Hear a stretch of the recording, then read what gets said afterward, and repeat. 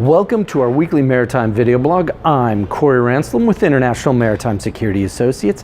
This week we are talking flag state compliance for the bridge.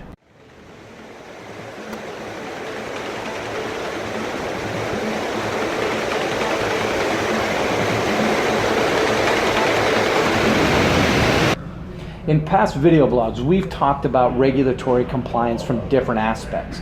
One of the issues that we're going to be addressing over the coming weeks is compliance with flag state regulations. We're going to look at different aspects of the regulations because under flag state, there's a number of regulations, as you know, as a vessel, that you have to follow. So we thought we would start off talking about what we think is probably one of the most important parts is the bridge compliance side. And since the ratings on the video blog are down right now, we thought we needed to bring on a powerhouse guest star that you guys love. You know John, you've seen him in a number of our other videos, a lot of it on our Life and Events channel. But John has a really important role. He's the owner of Bluewater Books and Charts, which is where Bluewater Superyacht Bridge Services is, and they deal a lot with flag state compliance when it comes to the bridge operations side. So we thought it'd be a good idea as we're kind of talking about compliance to bring John on the blog and ask him some questions about compliance and kind of give you an idea of some of the things that you may or may not know that you need to think about when it comes to compliance on the bridge side. And so we'll just dive right into it. So there's many requirements when it comes to flag state, as you guys know and as you guys deal with. What do you guys specifically deal with here at Bluewater when it comes to kind of the flag state compliance? Sure. Well, Corey, as you know, we're known for our books and charts. But in this case, it's really the charts for compliance purposes as well as publications. The various flag states, the U.S., Cayman Islands, the IMSA, all have their requirements. And depending on the yacht's size and their particular class, they're required to carry certain publications. Now, they all should be carrying correct and up-to-date charts and publications. Publications, they give them the tides and light conditions around the world, and that's really where our area of focus and expertise is in the charts and publications area. Now, the interesting thing is we're in a era where things are moving digital, and the flag states are now allowing digital products to, I won't say replace, but supplement charts and publications. A lot of them can be used as replacement for paper, but obviously a prudent mariner always has some backup, and particularly with their charts. And that's an important point. I just read an article online a day or so ago just about that piece of how the electronic is starting to move in to the compliance side, but everybody says, hey, from a vessel perspective, you never know what's going to happen, and someday you may have to pull that sextant out and use a paper chart. So it's good to have the understanding of how to do it, but also the paper backup side. And it's interesting because we do have, we do have a couple of flag states now looking at requiring sextants on board because there's too much reliance on electronic medium, obviously, and so they want to make sure in an emergency when their data goes down, whatever, that there is a means of safely navigating back to port. About just keeping up to date with the charts and publications and all of that. From that perspective, how important is it from a mariner perspective that you really want to stay up to date with all the things that are going on? Because I know charts and publications, corrections come out sometimes pretty rapid fire, and there's a lot to keep up with. But talk a little bit about, from your perspective on the compliance side, the importance of doing that. Well, it's been made easier through the miracle of technology. Sure. Charts and publications, at least from the UKHO, the United Kingdom Hydrographic Office, come out weekly. They can be transmitted and are to the boats electronically. The boats then can keep their charts and publications up to date.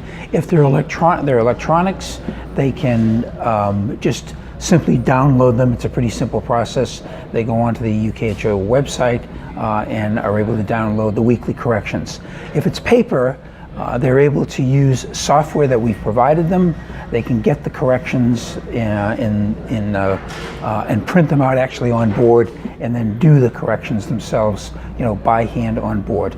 And that's really the trick, is for them to make sure that they're doing those corrections so that they're up to date. The SOLAS requirement says they need to be up to date for the intended voyage. So just those charts and publications, they have to do that particular week to make sure they're in compliance in the waters that they're traversing.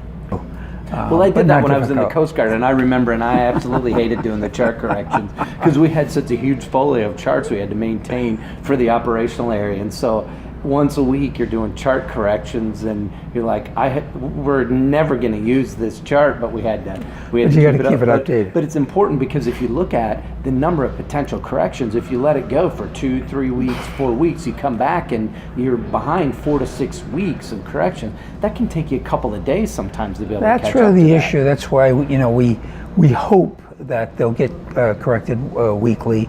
And really, I think the watchword for the captain and the crew is, stay current. Make sure that you are doing it. It's easy to do it on a weekly basis. It gets more difficult if you're 3 or 4 weeks behind, because, as Corey said, then you've got a lot of catch up to do. We really view ourselves as kind of a virtual navigation officer. So we're here in Fort Lauderdale, but for any ship, yacht around the world, knowing what their inventory is, knowing where they are, what they need, allows us really to give them the kind of service that we really pride ourselves on, and that the yachts and ships have come to depend on. Let's talk a little bit, let's back up and say, okay, I'm not a customer of Bluewater Superyacht Bridge Services. Mm-hmm. So if I want to become a customer, kind of what's that process of how do I get on board to be a customer, and what are some of the things that I may need to potentially do to be able to press forward with that? Well, really, regardless of your size, class, flag state, with any yachts that need to have compliant charts or publications on board, we take a physical inventory. That's the starting point.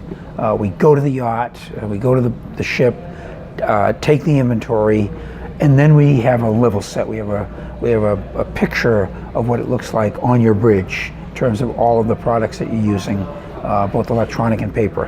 That then allows us to put you into our database and start on a weekly, monthly, quarterly basis to go into that database, see what's become new in terms of publications and charts, and through both our newsletters as well as emails, then we start communicating with you to make you aware of what you have on board that's gone out of date, or there's been a new addition, and then recommending to you, basis of where you are and where you're going, what you ought to be replacing right now.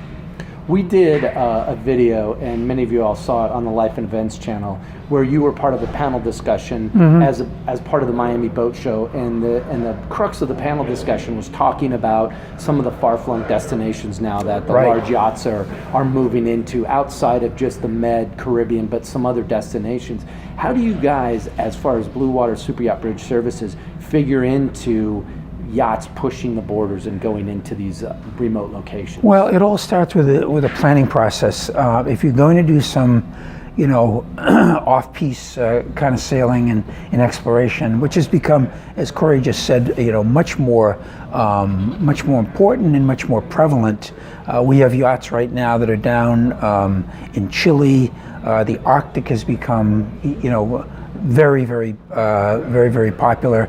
We have ships now going all the time up into the Antarctic, as well as up into the Arctic waters. In fact, the IMO has just come out with a regulation that says if you're going to be in those waters, there's actually a course that you must take, or one of the crew members must take, in order for the boat to be compliant when they're in those kind of waters.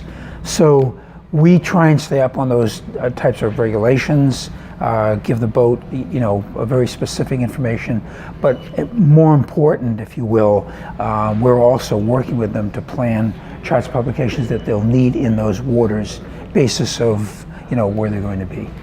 If you guys have any questions, we're going to make sure in the comments section below that we have a link to their website. If you have questions about compliance or services, or you'd like these guys to come on to do that inventory to see where you're at, or if you say, hey, you know what, we do need the help, we need you to completely manage what we're doing so that we can free up time and resources, definitely make sure you reach out. Thanks for joining us this week. We really hope you've enjoyed this episode where we had a great chat with John about some of the things to consider for compliance with flag state from the bridge. Make sure you connect with us through our social media detailed in the banner above and also in the comments section below. For all the videos you like, including this one, make sure you hit that like button. Be sure to subscribe to this channel so you get notified when we put out new videos like our video today. If there's anything that we can do from a company perspective, from maritime security, maritime regulatory compliance, or risk management, don't hesitate to reach out to us, because we're always happy to steer you in the right direction.